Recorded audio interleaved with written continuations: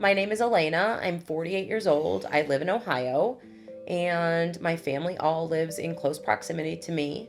I have a 12-year-old daughter, and I manage a client services department. I've been on pump therapy with Remodulin for almost 2 years. Before going on Remodulin, I had a really hard time just walking up a flight of stairs. Now, walking up a flight of stairs, or even two, is manageable.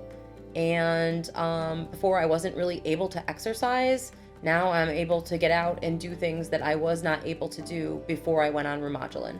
So when I first came home from the hospital and was learning how to handle the therapy on my own, I really thought that I had this very rigid schedule where everything had to be done in 48 hours. So, I kind of set my time for 7 p.m. to be able to mix the medicine and change the cartridge.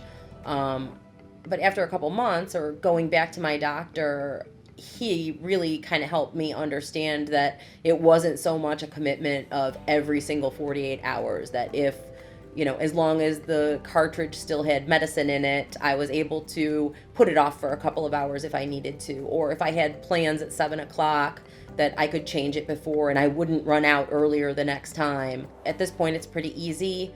So I take some time on the weekends, and I generally make 3 or 4 cartridges in advance. So that way during the week, all I have to do is disconnect and connect. I try to change my dressing on the weekend. I try to change the batteries every time on Saturday, and part of the tubing that needs to be replaced once a week. I try to do all of those kind of chores on the weekend so that when the week comes, my week is pretty seamless. It doesn't really interfere with time and how much time I have to put into it. It's literally just a few minutes as long as I prepare on the weekend. For me, I think the biggest ongoing challenges are self-care and sleep. Self-care, especially in the beginning, was very difficult because there is a lot of fear when you come home. You don't want to get your dressing wet. You haven't washed your hair in 10 days. Showering like you used to before you went into the hospital is not happening.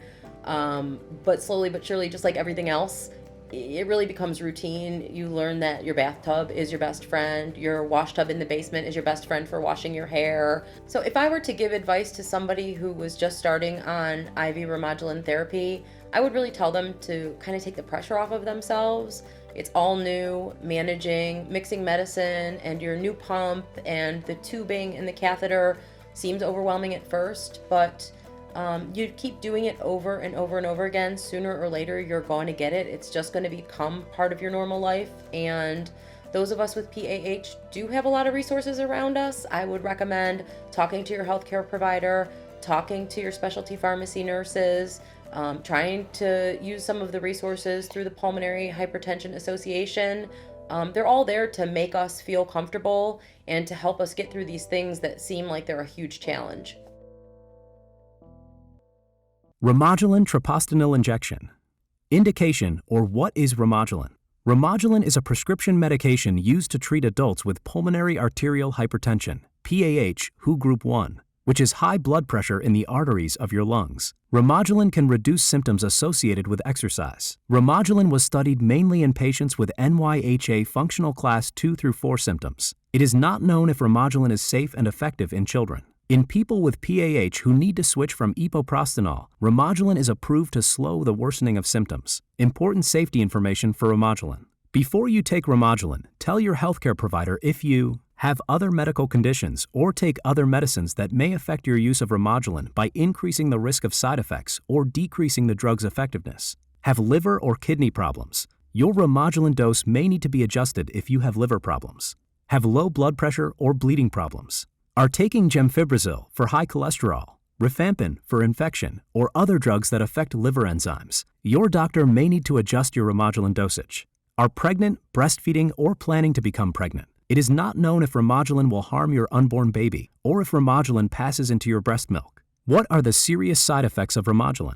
Continuous intravenous IV infusions of Remodulin delivered using an external infusion pump with a tube placed in a central vein within the chest are associated with the risk of bloodstream infections and sepsis, which may be fatal. Therefore, continuous subcutaneous SC infusion delivered just beneath the skin is the preferred type of delivery. Worsening of PAH symptoms. Do not stop taking or greatly reduce your Remodulin dose without consulting your doctor. Low blood pressure. Symptomatic hypotension.